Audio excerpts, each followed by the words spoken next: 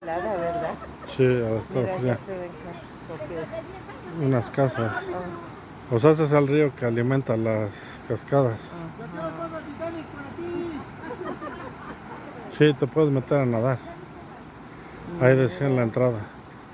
pues no tanto a nadar, a mojarte. Del centro vacacional, sí, porque no te cubre ni arriba de la cintura. Ajá, mira qué transparente el agua ahí. Pero ha de estar bien fría. Helada. Pues no, es que dice el chavo que